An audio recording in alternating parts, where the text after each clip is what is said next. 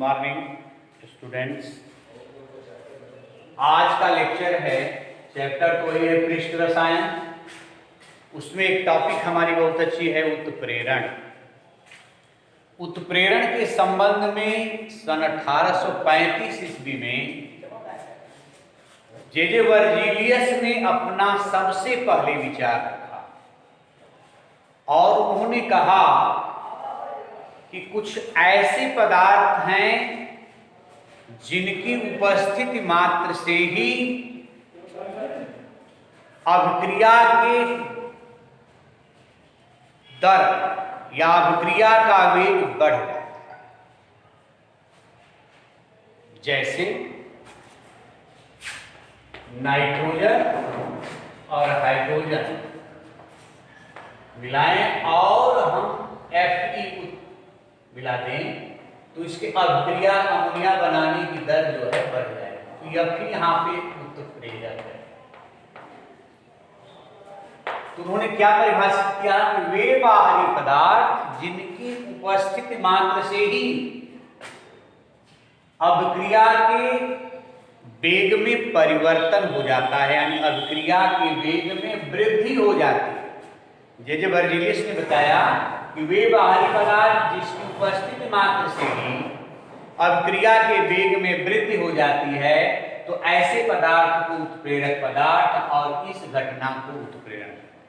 लेकिन मिलाया गया उत्प्रेरक पदार्थ भार और बनावट और संगठन के अनुसार वह जैसे मिलाया जाता है उसी रूप में वह बाहर हो जाता है। जैसे गाँव का ले लीजिए, पोटेशियम क्लोराइड में हमने मैग्नीज ऑक्साइड MnO2 उत्प्रेरक मिलाया तो बन गया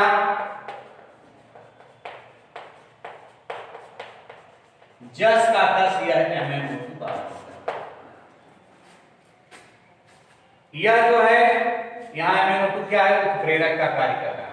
क्यों? क्योंकि इसके मिलाने से अभिक्रिया की वेग भी क्या हो जा रही है, वृद्धि हो जा रही है।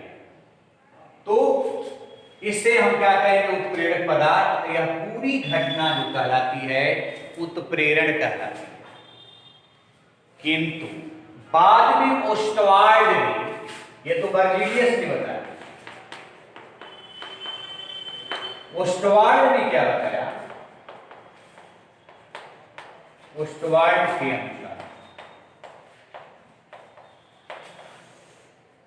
ओस्टवाल्ड कहते हैं कि वे बाहरी पदार्थ जिनकी उपस्थिति मात्र से ही अभिक्रिया के वेग में परिवर्तन हो जाता है। उन्होंने परिवर्तन शब्द का प्रयोग किया। परिवर्तन का मतलब कि वृद्धि भी हो सकती है, वेग में वृद्धि भी हो सकती है और वेग में कमी भी हो सकती है। किसने बताया? ओस्टवाल्ड ने। वर्जीलियस ने केवल बताया था कि वेग में वृद्धि होती है। इन्होंने कहा कि अभिक्रिया के वेग में परिवर्तन हो जाता है और मिलाया गया पदार्थ भार और बनावट के ज्यों का त्यों बाहर हो जाता है। तो कुल मिलाकर के पुनः आप उत्प्रेरण की परिभाषा देने, उत्प्रेरण वह घटना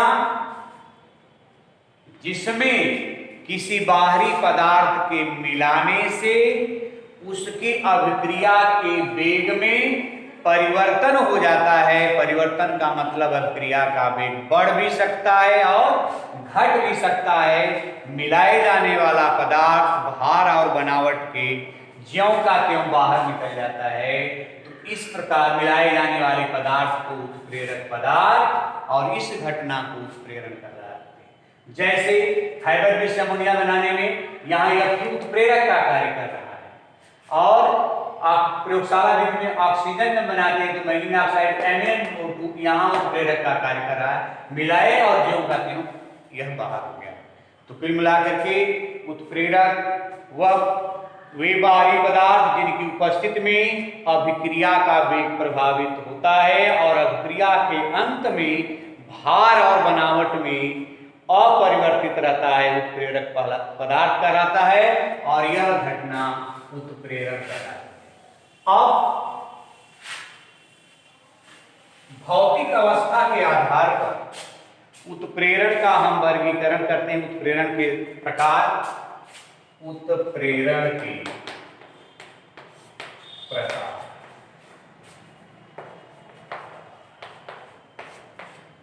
भौतिक अवस्था क्या है? भौतिक अवस्था की यह दो प्रकार की, एक समांग उत्प्रेरण और दूसरा है विषमांग उत्प्रेरण।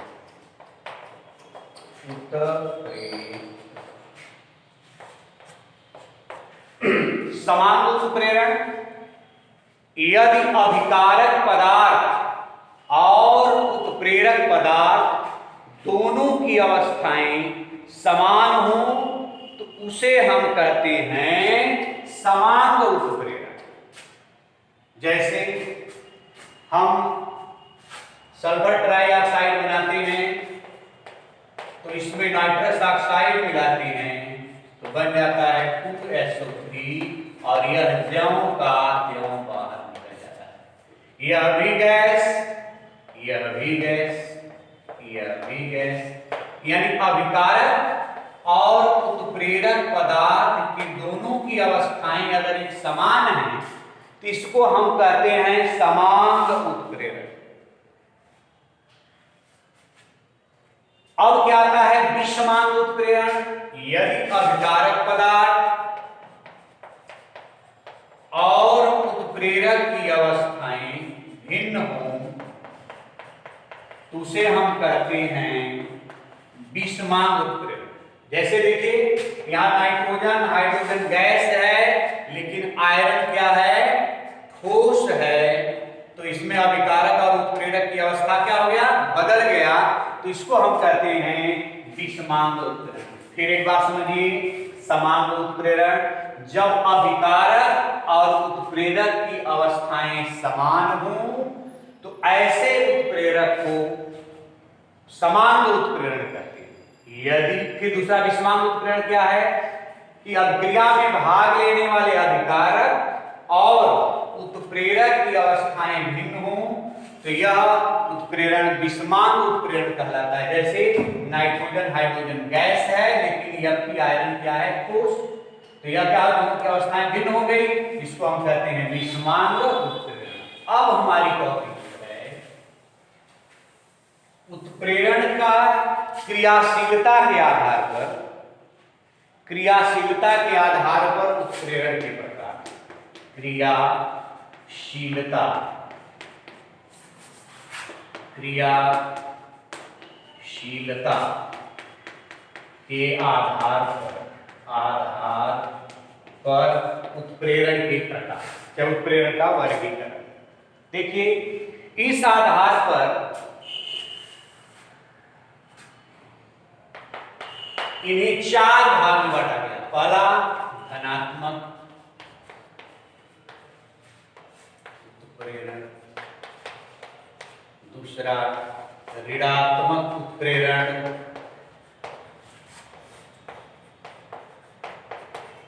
चौथा स्व उत्प्रेरण, चौथा प्रेरित उत्प्रेरण। ये हमारे प्रकार। क्रियाशीलता के आधार पर कितने प्रकार? इनके चार प्रकार: धनात्मक उत्प्रेरण, ऋणात्मक उत्प्रेरण, स्व या स्वतः उत्प्रेरण और प्रेरित उत्प्रेरण। पहले हम चर्चा करेंगे धनात्मक उत्प्रेरण। किसकी चर्चा करेंगे? धनात्मक उत्प्रेरण।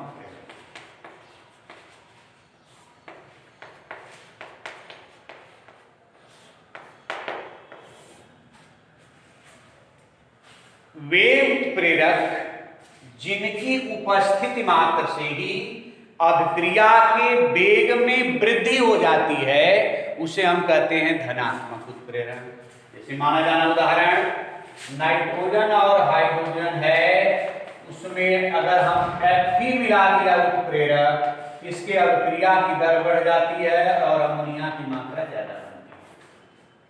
धनात्मक उत्प्रेरण हो गया कि जिसकी वे बाहरी पदार्थ जिनको मिलाने से अभिक्रिया के दर में वृद्धि हो जाती है उसे धनात्मक उत्प्रेरण कहते हैं। दूसरा आता है हमारा ऋणात्मक उत्प्रेरण। ऋणात्मक उत्प्रेरण ठीक इसका उल्टा, वे बाहरी पदार्थ जिनके मिलाने से अभिक्रिया की दर कम हो जाती है, जैसे हाइड्रोजन पर ऑक्साइड 2H2O2 में सल्फ्यूरस ऑक्साइड H3PO4 मिलाएंगे तो इसके अभिक्रिया करने की दर क्या हो जाती है, कम हो जाती है। इसे हम कहते हैं ऋणात्मक उत्प्रेरण। इसमें H3PO4 क्या कर रहा है, अभिक्रिया की दर को कम कर दे रहा है। अब आता है हमारा स्वतः या स्व उत्प्रेरण। स्व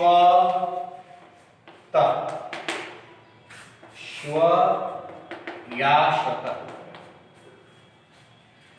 जब दो पदार्थ मिलाए जाते हैं तो उनमें से कोई ऐसा पदार्थ बनता है, उत्पाद बनता है जिसकी उपस्थिति मात्र से ही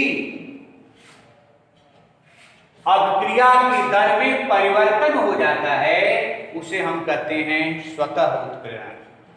हमारे जीवन में भी कुछ ऐसी घटनाएं होती हैं कि हम रात में स्वप्न देखते हैं, तो स्वप्न देखते हैं तो कुछ ऐसा स्वप्न आता है कि सुबह हमारी एक्टिविटी बढ़ जाती है। किसी ने कुछ मिलाया नहीं, अपने आप हमारे विचार के द्वारा ही हमारी अभिक्रिया की दर बढ़ गई। उसी तरह से कि अभिकारक पदार्थ मिलाते हैं और उत्पाद बनता है, उस उत्पाद पदार्थ के कारण ही अभिक्रिया की दर में परिवर्तन हो जाता है, तो उसे हम कहते हैं स्वतः उत्प्रेरण। जैसे एथिल एसीटेट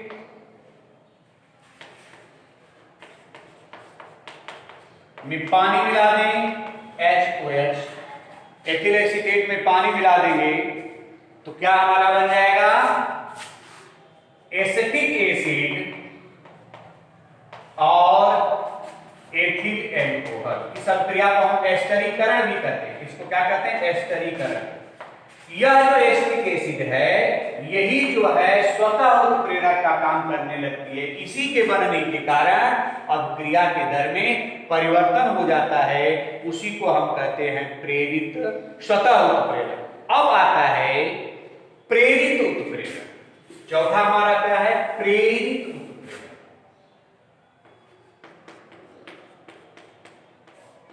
उत्प्रेरक।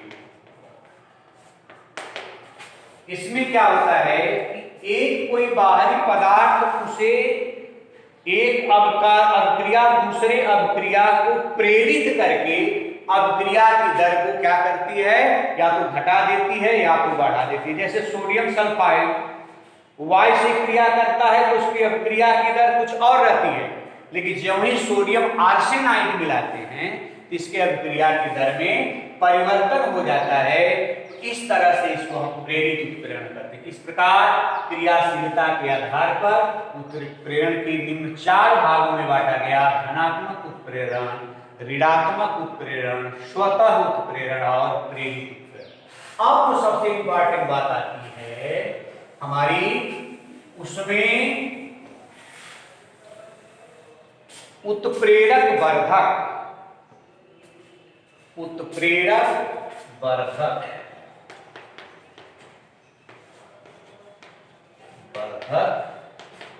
और आता है दूसरा उत्प्रेरक विष। पहले हम उत्प्रेरक वर्धक की चर्चा करेंगे। वे पदार्थ, ध्यान से सुनिएगा, वे पदार्थ जो उत्प्रेरक की उत्प्रेरक क्षमता को बढ़ा देते हैं, उसे उत्प्रेरक वर्धक कहते हैं। अब क्रिया के व्यक्ति में कोई मतलब नहीं है कि वे पदार्थ जो उत्प्रेरक की उत्प्रेरक क्षमता को बढ़ा देते हैं, उसे उत्प्रेरक वर्धक। वर्धक मतलब होता है, जैसे हैबर विधि से अमोनिया बनाते हैं तो यहां पे F3 क्या है, उत्प्रेरक है, और यहां पे मोलिब्डेनम जो है वर्धक, और हमारी अमोनिया बन गई। तो यह क्या है, इसकी उत्प्रेरक, आयरन की उत्प्रेरक क्षमता को मोलिब्डेनम बढ़ा देता है। तो मोलिब्डेनम क्या है, उत्प्रेरक वर्धक।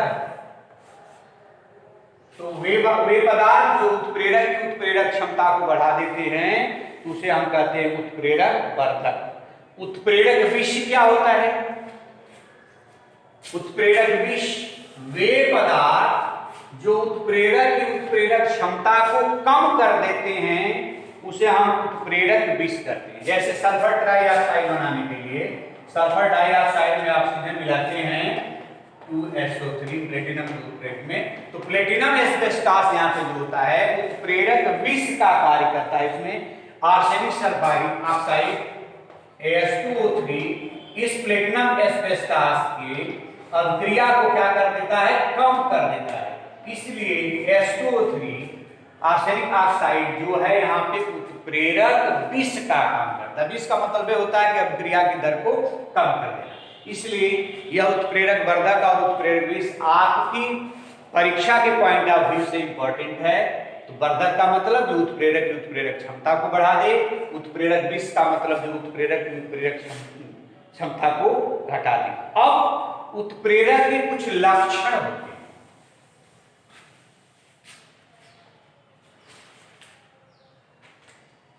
उत्प्रेरक के लक्षण,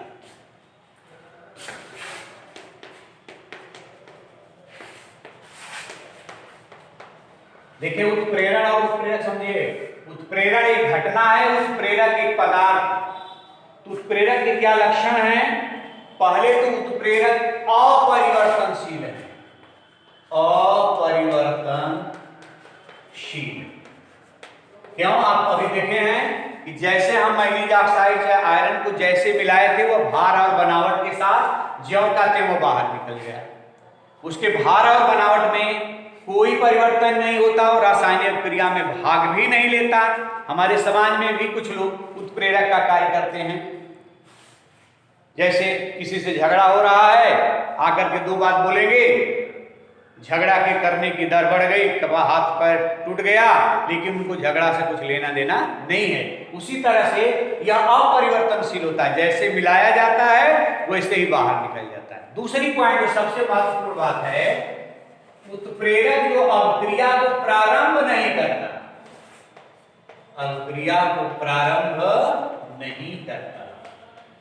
उत्प्रेरक तभी काम करता है उत्प्रेरक पदार्थ जब अभिक्रिया होती है। ऐसा नहीं कि अभिक्रिया नहीं हो रही है तो उत्प्रेरक पदार्थ मिला देंगे तो अभिक्रिया शुरू हो जाएगी।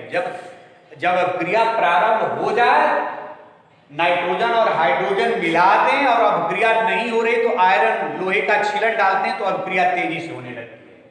दूसरी तीसरी बात क्या करता है, उत्प्रेरक विशिष्ट होते हैं। विशिष्ट यानी सभी उत्प्रेरक एक ही अभिक्रिया में भाग नहीं लेते, इनके भाग लेने की अलग अलग अभिक्रियाओं में अलग अलग उत्प्रेरक काम करते हैं। जैसे अमोनिया गैस बनाते हैं तो यहाँ यह उत्प्रेरक है। अगर हम वनस्पति तेल से घी बनाते हैं तो यहाँ प्लेटिनम उत्प्रेरक का, हर उत्प्रेरक का कार्य अलग अलग होता है और इसीलिए उत्प्रेरक क्या है, विशिष्ट है। तीसरी पॉइंट, चौथी पॉइंट कहता है कि उत्प्रेरक की सूक्ष्म मात्रा, उत्प्रेरक की सूक्ष्म मात्रा। उत्प्रेरक ऐसा नहीं कि बहुत ज्यादा मात्रा उसमें मिलाएं, उत्प्रेरक की थोड़ा सा पदार्थ, थोड़ा सा उत्प्रेरक पदार्थ मिलाएंगे, अभिक्रिया की दर क्या हो जाएगी, बढ़ जाएगी या घट जाएगी। जैसे हाइब्रिड अमोनिया बनाएंगे तो आयरन का एक दो टुकड़ा छोटा सा डालेंगे और उत्प्रेरक क्षमता क्या हो जाती है, बढ़ जाती है। इसलिए कहता है उत्प्रेरक की सूक्ष्म मात्रा ही उसमें बहुत जरूरी होता है। और एक होता है, इसका साम्यावस्था पर कोई प्रभाव नहीं पड़ता, साम्यावस्था पर उत्प्रेरक का कोई प्रभाव नहीं है। और एक होता है अनुकूलतम ताप, अनुकूलतम ताप। अनुकूलतम ताप जो हमारी बॉडी का टेम्परेचर होता है, उस ताप पर उत्प्रेरक सबसे अच्छा कार्य करता है। तो कुल मिलाकर के उत्प्रेरक के हमारे 6 लक्षण हुए। पहला, उत्प्रेरक अपरिवर्तनशील होता है। दूसरा, उत्प्रेरक अभिक्रिया को प्रारंभ नहीं करता। तीसरा, उत्प्रेरक विशिष्ट है, यानी हर एक अभिक्रिया में अलग अलग उत्प्रेरक भाग लेते हैं। चौथी पॉइंट कहता है उत्प्रेरक की सूक्ष्म मात्रा, थोड़ी सी मात्रा डालेंगे अभिक्रिया के वेग में परिवर्तन हो जाता है। इसका साम्यावस्था पर कोई प्रभाव नहीं पड़ता, और जो अनुकूलतम ताप होता है हमारे शरीर का टेम्परेचर, उसी पर यह अच्छा कार्य करता है। अब हम आपको एक नोट्स बनाए हैं उसको दे देंगे, उस नोट्स को आप को दे दिया जाएगा। इसके बाद उत्प्रेरक के लक्षण हो गया, अब उत्प्रेरक के सिद्धांत अगली कक्षा में पढ़ाया जाएगा। ठीक।